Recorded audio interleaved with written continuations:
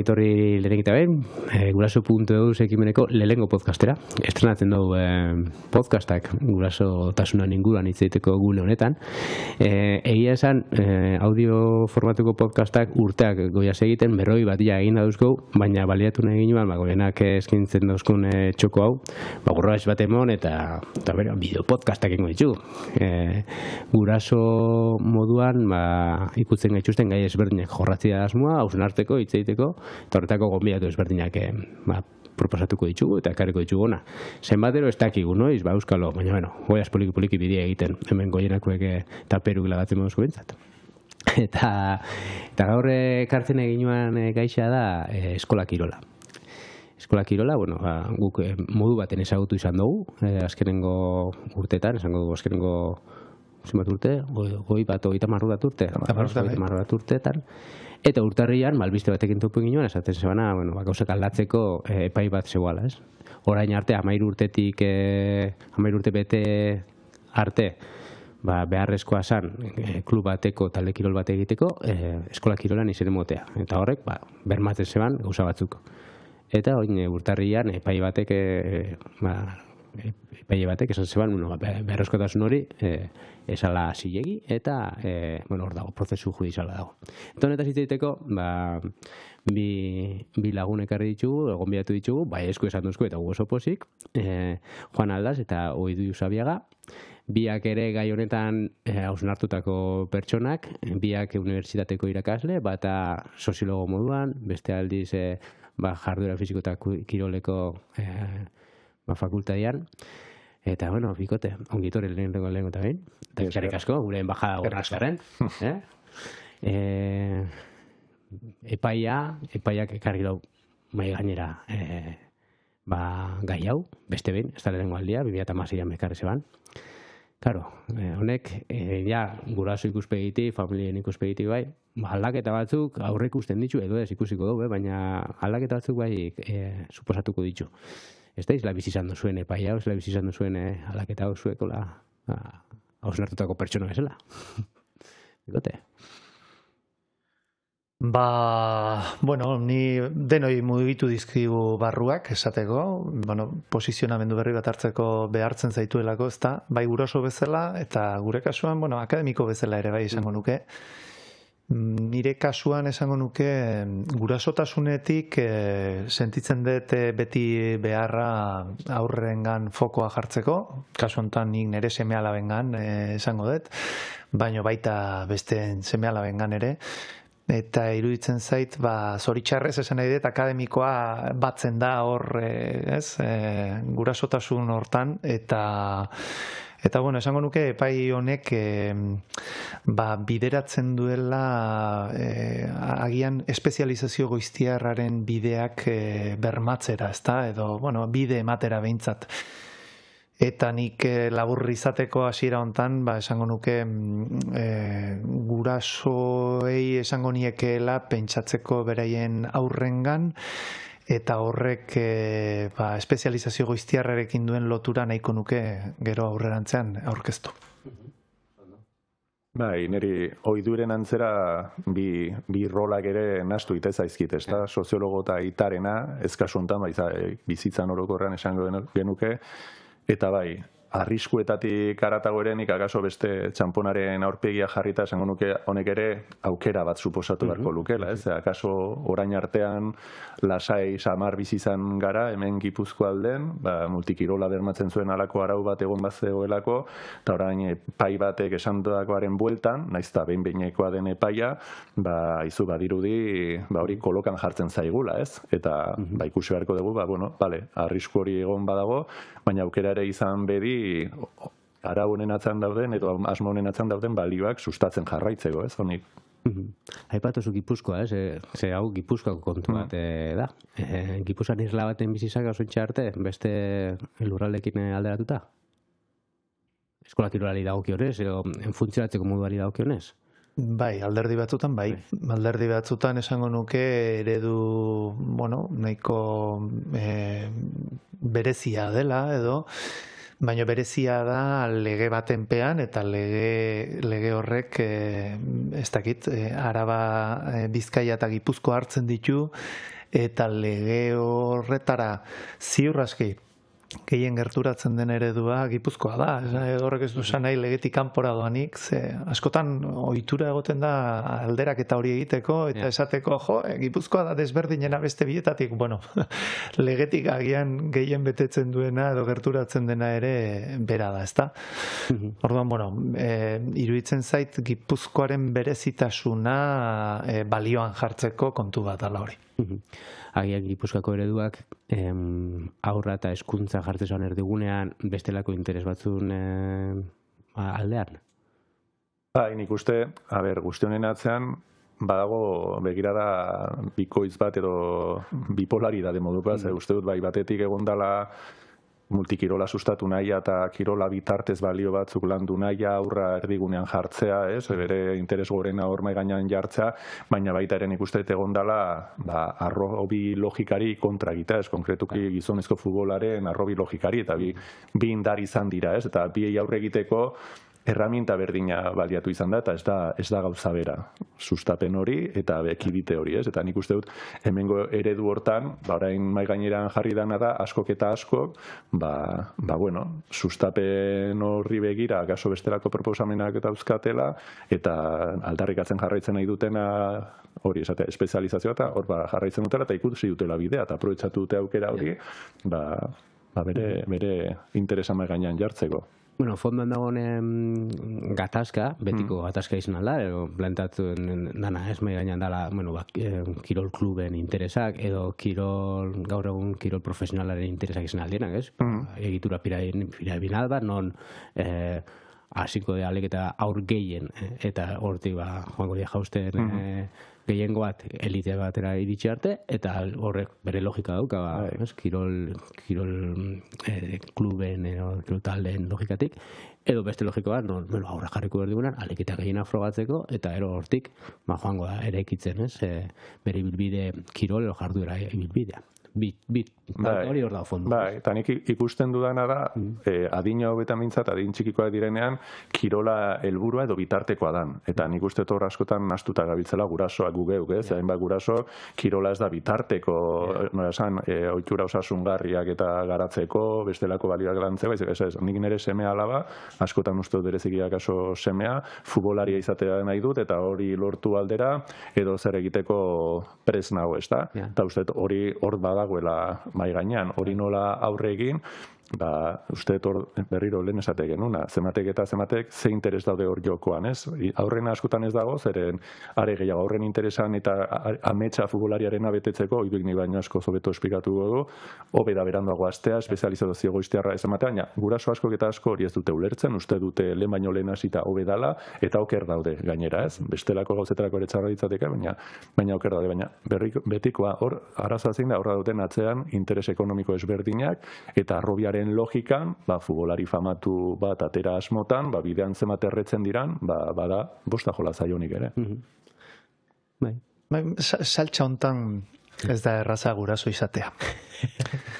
Eta guraso garen guztiok dauzkagu dena gure esperientziak, gure sinismenak, gure eragin bideak, iturriak, eta nik esango nuke hor ez dala erreza gurasoak erabakitzea nora zer nahi duen. Ze, muturrekoa izan liteke Messi nahi duen gurasoaren planteamentua, ez da? Eta horrekin esan nahi duana da, badirela noski horrelako kasuak, baina badira baita ere esango dutenak, ez nik ondo pasatzea nahi dut, nire aurrari gustatu egiten zaio aktibidade hori, agian ez du egiten hausnarketa zergatik gustatzen zaion aktibidade hori, ez? Eta era berean, ez du beste zer egin nahi, eta ez du zera egin nahi, ez da? Eta nik horregatik beti esaten dut, gurasoen bai interes eta erabaki hauek oso errespetagarria direla gehienetan, gizarte hontan dagoen, Joanek esan duen moduan, eragina eta kanpoko eragina esan nahi dut, izugarria delako. Eta nik horregatik hor iruditzen zait beti gure aldetik behintzat pauta batzuk eman behar genizkiokeela, eta ezin dugu nekatu, ze badakigu badagoela alako beste sistema oso bat, komertzializazioaren sistema, merkantilizazioarena, oso indartsu hor, ezta?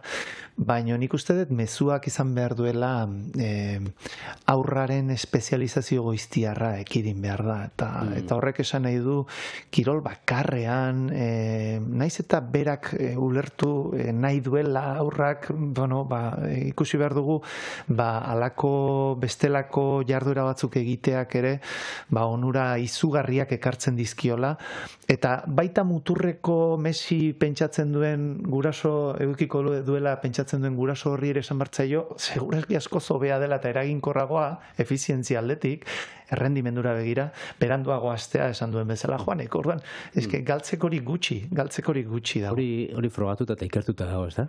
Bai, konsensu zabala dago eta, esango nuke baita osasun ikuspegitik ere hartuko bagenu, alako pediatren konsensu handiak daude nazioarte mailan, ekiditeko eskatzen ari direnak gobernu guztiei espezializazio goiztiarra, eta hori bat dator baita ere goi errendimenduarekin, ze gehiago lesionatzen den aur bat edukiko dute azkar espezializatzen hasten direnek, logika duelako, zein lanetan bezala gehiago errepikatu, gehiago intensidade handiagorekin, oraindik garatu gabeko aur batean egiten duelako, eta beraz, hola esateko multikirolak daukan babes efektu hori ez dauka, bakarrik horretara bideratzen delako. Eta, klaro, kirol klub batzuek denak ez ditut zaku berdenean sartu nahi, niko 20 urtez egon naiz batean.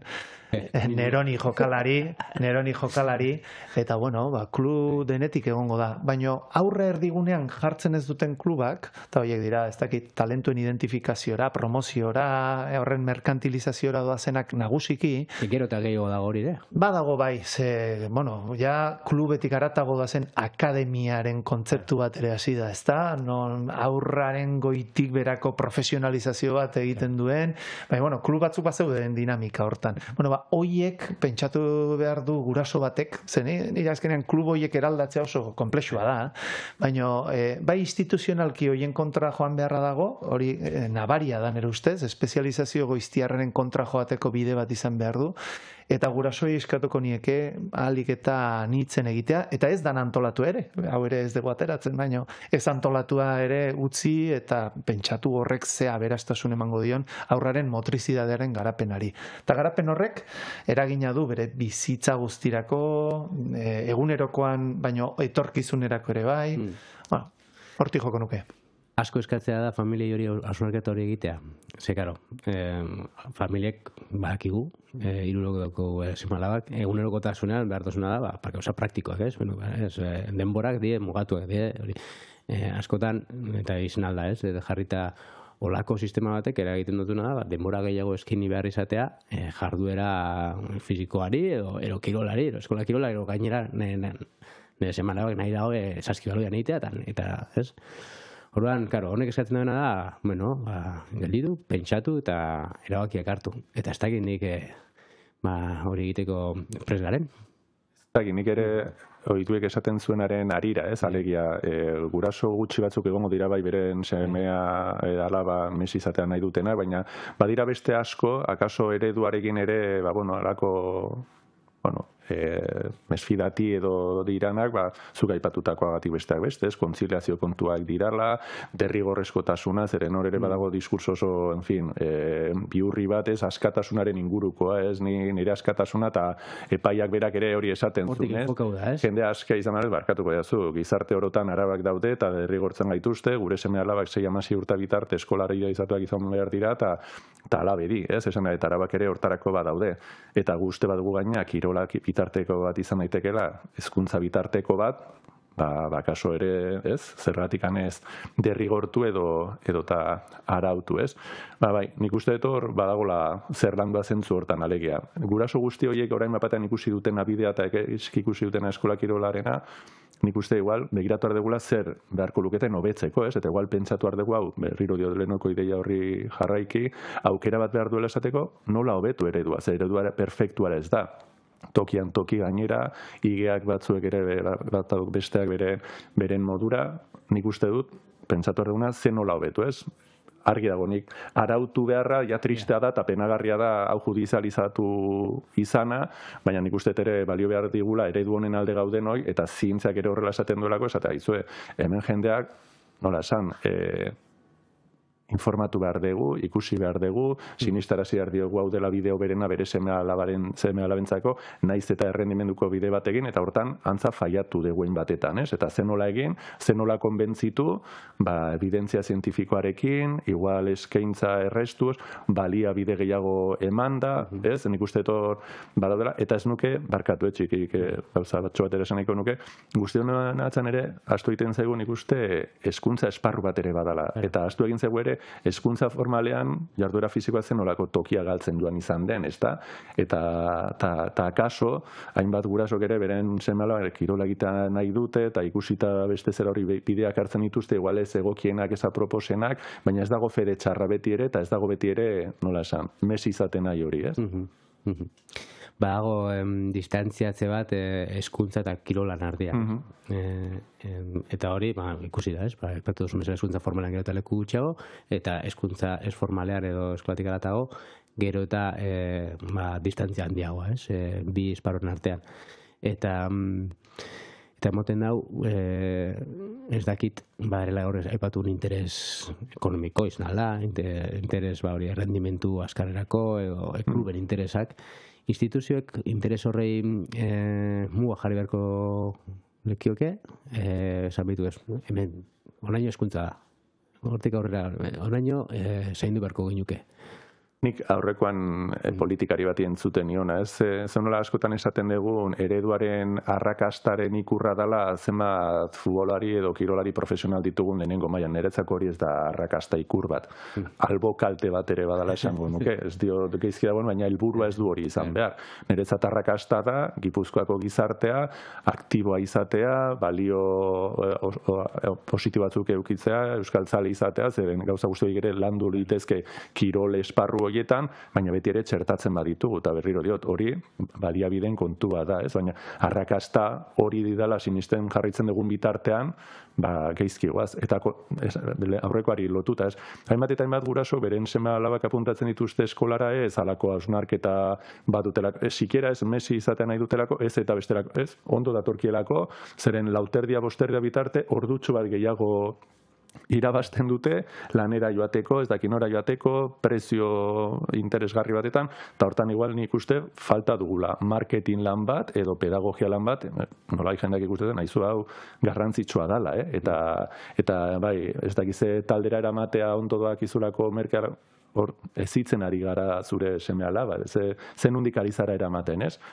Gauza komplikatuagoa dira askotan, kasuan kasu, kontziliazioak, ez dakitzer, baina tira. Soziologo handi bati entzunion, Juan Aldaz izena zuen. Instituzioek batzutan zoritxarrez gurasoen erabakien gainetik egon behar dutela. Eta gai komplikatua da, berak oso goxo tratatu zuena. Baina zoritxarrez guraso batzuk hartzen, berein aurrekiko hartzen dituzten erabakiak gai honetan ere oso arriskutsuak dira. Eta bueno, bereziki azpimarra nagusia eta konsensu handiena osasunean dago. Eta ez bakarrik fisikoan, baizik buru osasunean ere bai, ezta? Zerbaitegatik hautsitako jostailuak hitza ere erabiltzen da akademia edo talentuen identifikazio eta promozio hortan ibiltzen diren kluboietatik non bukatzen duten batzuk, ezta? Ze normalki arrakastatxuenak ikusteko joera dago baita ere, kuriosoa da, ez? Gora iritsi direnak, baina bidean gelditu direnak, normalki horrelako klubetan euneko 80 gorakoak eta izaten dira kalean edo kanpoan geldituko direnak. Orduan, ikusia dago, zientziak ere hori ikusia dauka, ja espezializatzen diren horien artetik ere euneko 1 ere ez dela iristen. Orduan, hau ikusita, iruditzen zaite, guraso batek pentsatu behar duela. Ondo pasatzea nahi dut nire aurrek, hori da nire helburu nagusia, gehienen ahala izango dela sinisten den nik, baino egunero txokolatea nahi adina jaten uzten ez dion bezala, agian mugatxo batzuk ipini behar dizkio, berriro mugen gaia atera da, baina eske gurasoak ere mugak ez baditugu jartzen, agian ez gara oso hezitzaile onak, etxean, eta mugak konotazio negatiboak bezain positiboak eduki ditzake, ezta? Eta muga bat izan liteke eta oso simplea, eta da gauza batetan denbora askoan, gauza berdinean, ez jardutea jakinda oso errepikakorra dela, intensitate batzuk dituela, eta orduan aldatzeak ekartzen dio aberastasuna izugarria, eta gero segurazki ekarriko dio barne motivazio bat, ekarriko dio berak aukeratzea, hautatzea, ekarriko dio ikustea lagunak ere mugitzen direla batera, baina ostra, berak beste baliabide batzuk dituela eta lagun izateko jarraitzeko aukera, eta segurazki berriro ikastetxera noan ere, ikastetxeak ematen ditu haur guztientzako bermeak. Klub batek agian eman ezin ditzakeenak, naiz eta nahi duen, ez dakit, esango nuke, formatzaileena izan, klubak zoritxarrez jaiotzetik kirol klub baten helburu nagusia irabaztean gelditzen da. Zeharka nahi badezu, difusoagoa egin dezakegu, eta segurazki asko oso esaten dizute, oso hezitzaile egiten dute klub asko, genik ezagutzen ditut asko, Baino, ikastetxe batek inoiz ez du jarri behar, edo ez luke jarri behar, berez pedagogikoki ere bere barruan darama, bere ikuspegiak izan behar luke, denei aukera eskaintzea, hezitzaile izatea, eta naiz eta batzuetan ez klubetatik ere esaten zaion, baina ez dute teknifikatzen behar bezala, baina eski igual ez da helburua, gero zuk egingo dezu hori.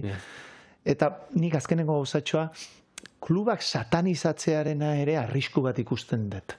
Naiz eta, badiren kide batzuk, hor satanizatzeko joera hori dutenak, esango nuke kluba badela estrategia bat, gutxi gehiago bere arriskuak ditu beste gauza guztiek bezala, baina bada estrategia on bat norbaitek bizitza guztian gero jarduera bat egiten jarraitzeko. Izan hori edo beste bat, baina antolatutako jarduera bat denean ikerketek esaten dute oso estrategia egokia dela jarraitzeko bere bizitzan.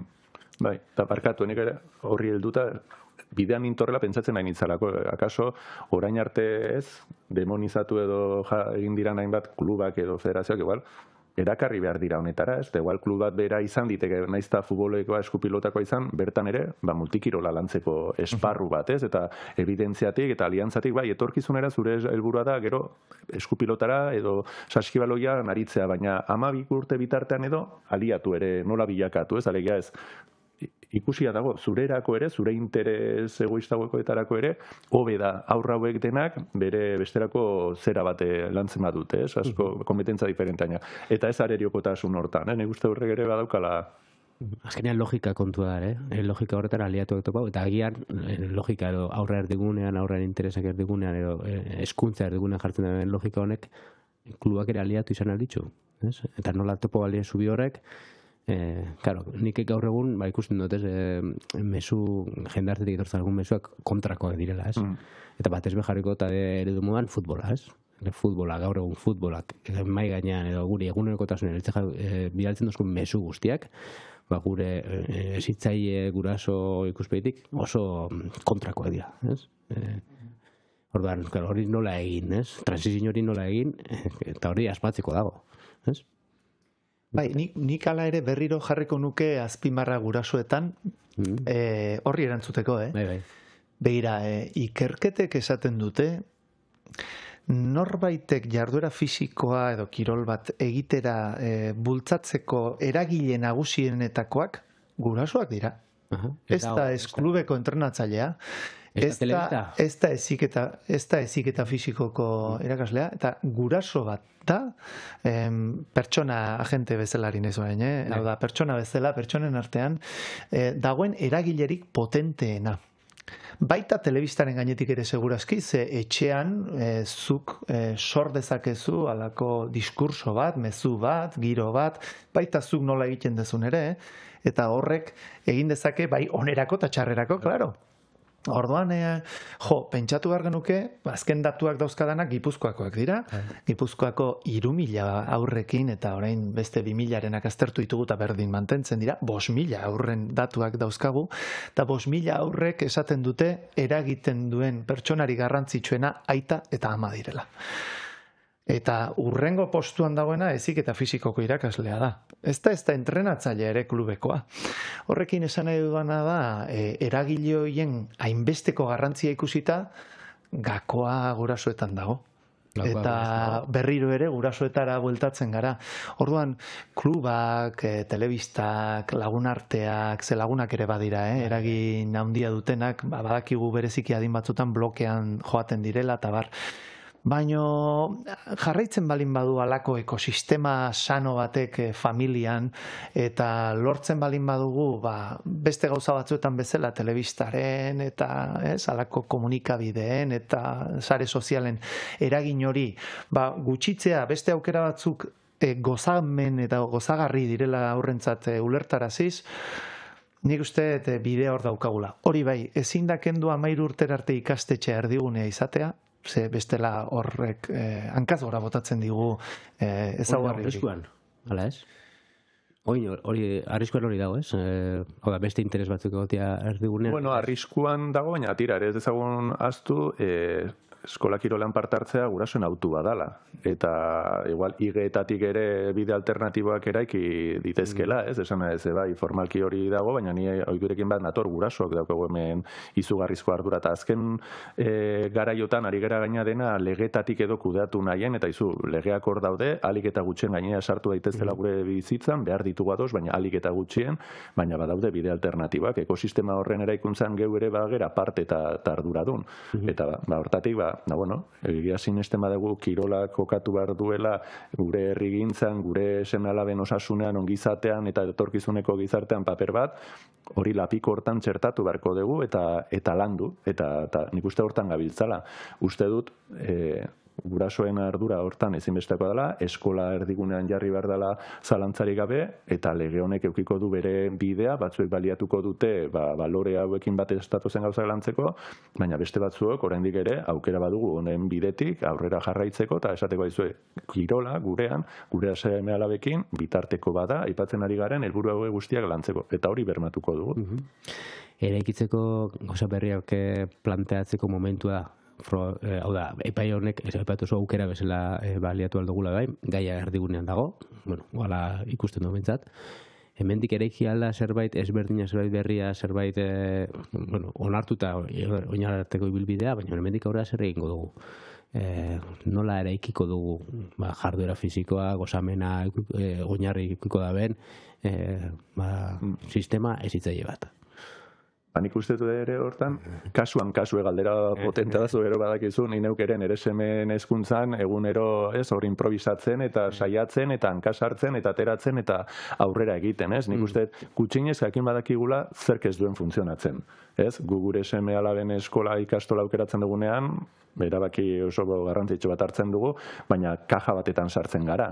Kaja horren barruan ez gero beste gauza egiten diran, egunerokotasunean, gure igeko parte hartzean, gurasoekin hitz egiten dugunean, gauza guzti horietan, ez? Erakusten dugu edo islatzen dugu. Ni ez naiz nola esan optimista edo baikor realista bat naizela esango nuke, ez? Hori paradogikoa da, inguruan ikusitare gauzak ez daudela erraz, pentsatu nahi dut guraso bakoitzak badaukagula gure gaitasuna, gure txiki eragin esparru hortan, gauzak gure bidera eramateko, ez? Eta legeak egingo dute bere bidea, legeak ere bere garrantzia badauzkate gure mugak eta geure aukerak eta finkatzeko, baina egunerokotasunean, gure eskolatik nik uste dut, igeetatik eta badaukagula aukera esateko. Hemen, gure eskola honetan, bai, eskolaz kanpoko kirol eskaintza halakoa behar du. Menditxangoak egitea, futbola praktikatzea, mistoa doizatea, adin ezberdinetakoak, guraso, gauza asko gertatu ditezke. Bai, honetan, berriro diote, sustapen hortan, uste dut asko daukagula egiteko eta asmatzeko, baina askotan ikustet igual lan egin degula ekidin nahien arrobiko logika hori, bere eragina ere baduelako, baina nola egin dezakegu? Ez dakit, egin ala, saiatuz, bai, eta gure seme-alabei zenik gurasoen erainak ikusten dut, nire semeak ere futbola ez dute gustoko, batxan ez dugulako gustoko. Eta inguruan futbola gustoko duten aurruen gehiengoan, nik ez dut alako azterketa esango nuke zientifikoa egin, baina behatu da, ikuste, futbola gustoko duten seme alabak, beren gurasoak gustoko dutelako da. Eta noetara joaten diralako, eta badakize, eta hor, alako konexioak egon badira, eta gainera bereintzako hori da kirolari izatea, ez? Hori da beraien referente, hori da arrakastaren ikurra. Beste batzuntzako, hori ez da, ez? Beste batzuntzako arrakasta ikurra da, gure seme-alabak zoriontsu ikustea, lehiatzea eta galtzen eta irabazten jakitea, frustrazioak kudeatzen jakitea, ez dakit. Nola, ez du ikusi ez, hemen erantzun gutxi, soziologoak ala hortarako bai, meloia ireki bai galdera, baina soluzio bidea. Nik instituzioi eskaera bat egingo nieke. Derrigortasunaren baldintza hori ez baian gelditzen balin bada, dudari gabe agian bidea izan behar du gutxienez, eta hau teknikariei baino agian politikariei esan beharko nieke. Espezializazio goiztiar bortitz hori egiten duten klub horien kontra jo beharra dago, ezinbestekoa da. Ze horrek badakigu oso eragin negatiboak dituela aur hoiengan. Eta segurazki zoritxarra da, baina iaia aur baten babesak guztiz baldintzan eta guztiz ezbaian jartzen duten klubak dira. Orduan, nik esan nahi nuke horrekin, esan dudana, guraso izango nieke ikastetxean kokatzeko bereien aurra orduz kanpo ere egiten diren jarduera hauetan. Hori abia puntua, antolatua nahi badu, esan nahi dut. Antolatua nahi ez badu, dudari gabe, gogorarazten diet, bereiek direla, referentzi nagusienetakoa lagunekin batera. Bereiek dira.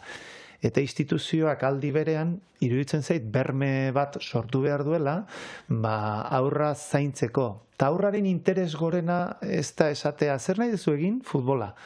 Bueno, kontuz, zer dago horratzean, pixka bat irakurketa bat egin behar da, zenbat faktorek eragiten duten hor, eta orduan, kirolan iztasun edo, baita jarduera fisiko kirolak ez diren da leia ez diren beste jarduera guzti horiek eskura jartzeak, emango dion aberastasun hori bermatu egin behar du instituzioak.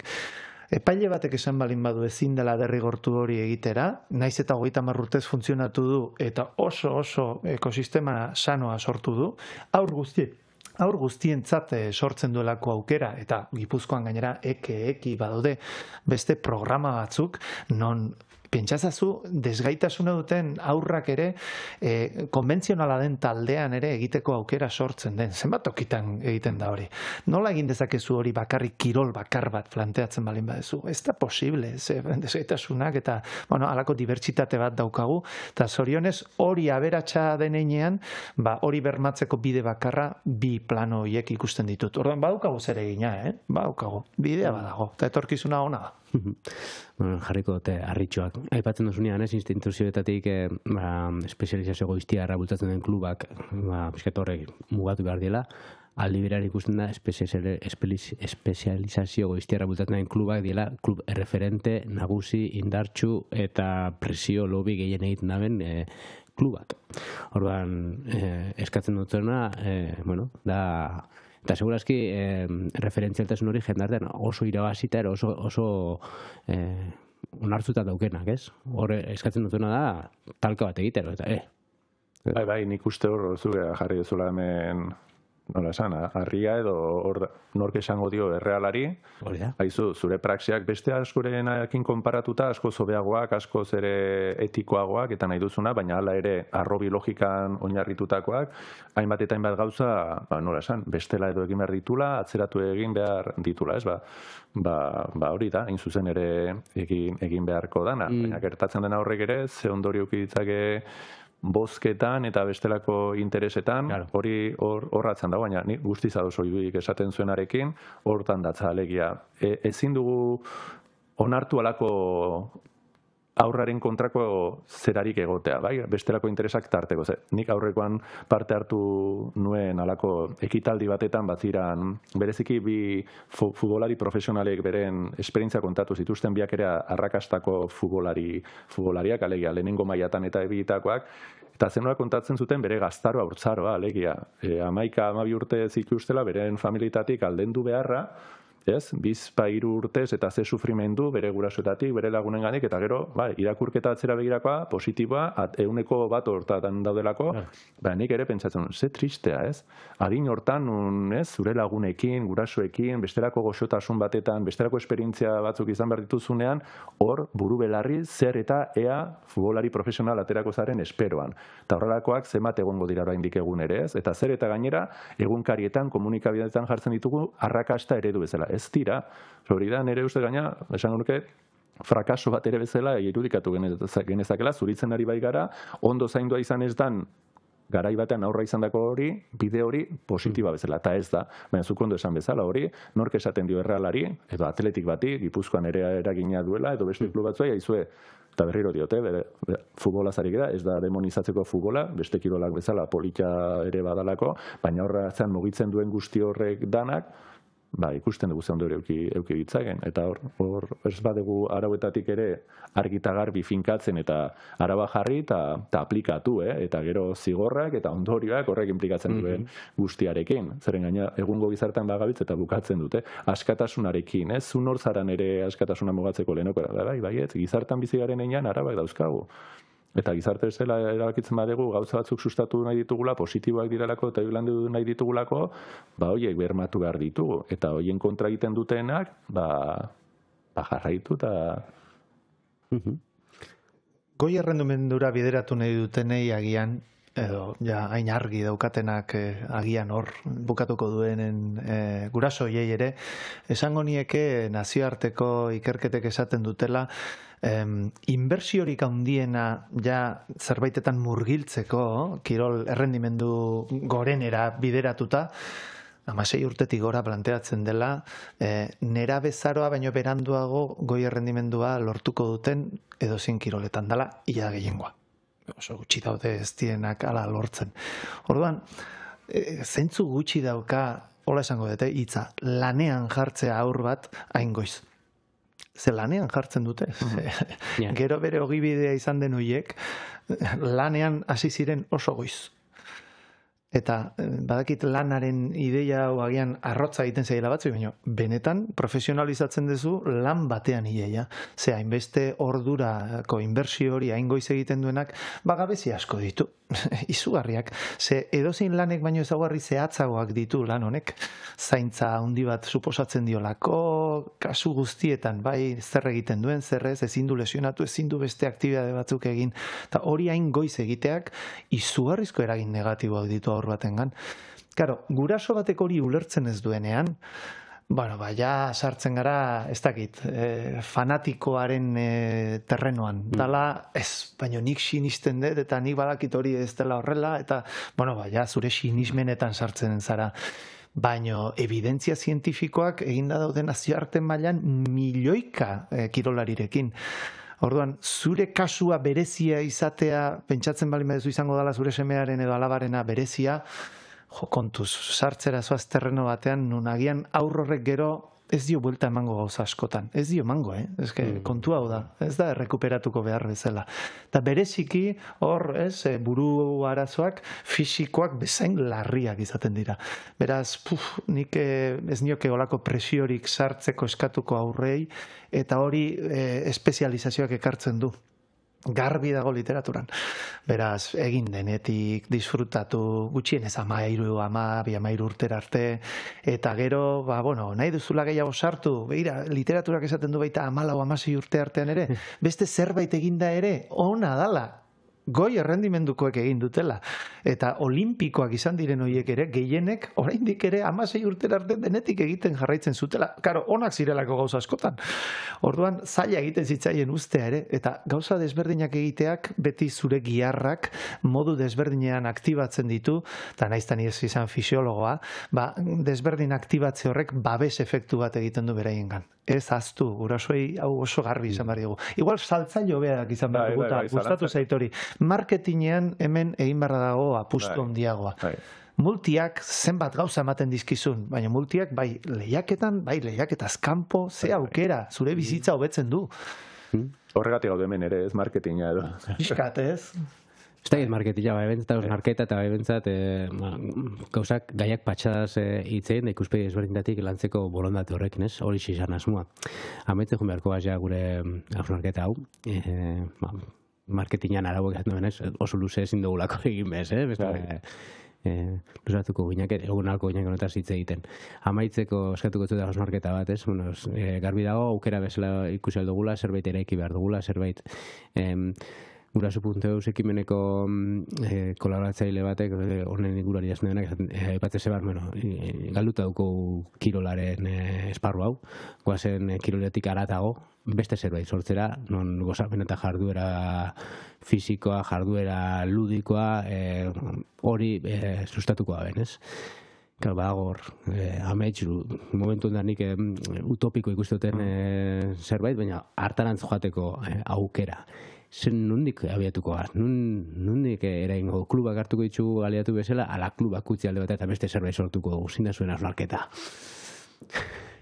Ostras, hori, ez, bertsolariren modura, launa bertso sortziko nagusia. Eta asmatu behar. Gideiti pizatu urtetzen. Ez, baina gustatzen, ni pentsamendu utopikoa oso gustoko dut, eta egia da gauzak aldatzeko egua, loitu garen moduetan pentsatzari utzi behar diogula, ez? Eta aliatuak suposatzen genitunak, igual ez dira, edo bestelakoak bilatu behar ditugu, ez? Eta gauza horiekin haustea ondo iruditzen zaitez, eraikitzaia denean. Baina nik, bai uste duela, oinarria eskolaan egon behar duela, oidik ondozion moduan, eta hortatik zer eraikiko dugun, igual, originaltasunetik. Nik uste dut osagaiak argi eukita, osagai batzuekin egin dezakezu pastel bat, egin dezakezu sopa bat, egin dezakezu, ez da, baina osagaiak ondo argi erabaki, zeintzu diran baloreak, eta hortikan jungo begera bilatzen bide lagunak, ez? Eta hasiera batean baziranak, igual izateri utziko diote, berriak aurkituko ditugu, baina osagaiak. Eta nik uste osagai hortan, aurrak erdigunean jarri behar ditugula, eta nik azken bolan edo aspaldianek ere errepikatu dudan ideia txo batetan edo, ez? Nik uste aurren ametxekin ezin degula jokatu, eta ezin degula aurren ametxa, kirolarea izatearena ere akaso, amez gaizto bilakatzen utzi, eta hortan oso fin jokatu behar dugu helduok, eta bereziki, oikiko zondo esan bezala gurasok. Nik ere utopia maite dut. Eta segurazki hori izan duen pertsona hori zuen kolaboratzailea ere asko estimatzen dut. Zera egitura alternatiboak ongi etorriak, ze normalki aurra erdigune jartzen dute. Ia denek. Eta egitura alternatiboak bakarrik Gipuzkoan ugari ditugu. Ez daukago bat eta bi. Gehiago esango nizuke inoiz juntatu gara oso alternatiboak diren egiturak, eta ze interesgarria, ze gauza berritzaileak, desberdinak, beti aurra erdigunean. Beraz, horiek ongi etorriak. Baino, oso gora joan da, esan dezun bezala, utopia hortan sistema hain kapitalista, patriarkal, hegemoniko baten egituran, edo iraultza totala, edo erdibideko pixkanakako hortan, ez da erreza alternatiba horiek, gain hartzea sistemari. Orduan, paraleloan zergatik ez? Hau da, alternatibak etortzen direnero eta herri batean, normalki herri txikiak izaten dira, hori gauzatzeko aukera, behon deiela. Eta hori gero mantentzea ez da erreza. Baino behon deiela. Baino klubak nik esaten duenaren aurka esango dut hor, aliatu mantendu behar ditugula iruditzen zait, kluba ere izan daiteke, ala nahiko ezitzaile, formatzaile edo osasuntxu orientazioa aurrengan jartzen balin badu. Bale, gero badaude alako elementu batzuk ezingo direnak aldatu, binarismoa, zera, badaude, eta hor erronka handiak daude. Eta nik ere egia esan gerra hortan nekatu egiten naiz batzutan, kirol binarismo zera hortan, horren kontra, hegemonikoaren kontra, nekagarria da. Baino, herrian ere presentzia handia du, asko mobilizatzen ditu gazteak, orduan, pixkat beste ideia batetik, agian barrutik ere egin, da alternatiba hori ere bilakatu, estrategia hori, ezigarriago, aldegun oso asuntxuena, eta aurroiei ere agian balore batzuk interesgarriak iritsi dakizkiek, ez da? Kluben artean diferentzia handiak daude, izugarriak daude. Beraz, nik iruditzen zait biak paralelo eramateak asko aberastuko gaitula, inoiz plaza erdigunera ekartzen balin badugu eta kluba beste testu inguru batean egon, fenomeno, hori polita litzateke. Baina bitartean biak paraleloki mantenduko nituzke. Ondo. Bikote, eskertzen dut mordo bat embajada onartu izana, ona etorri izana eta horretaz onartu izana. Nik uste asko ikasutela nik neuk, espero entzule bai baliagarri izatea osnarketa hau. Ez dakit zuek zer egin litzaten, anabasa honetan, gustora? Bai, oso gustora eta esaten genuna, ez? Lanketa honetan aurrera ekiteko goakin eta lako gauzetan beti laguntzeko prest. Nik esango nuke olako kanal hauek gehiago behar genituzkeela, hola hasi dugu, hasi aurretik saioa, eta zuren lehenengo podcasterako bi hola majoenak, guapoenak eta ekarri izana, eskerrak eman zuei.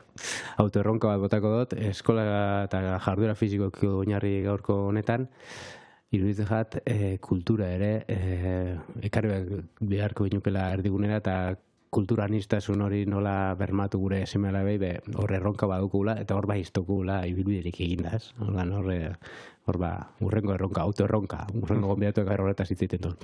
Eskerrik asko bikote, eta ondo segi. Zeuri, ondo esan. Esker.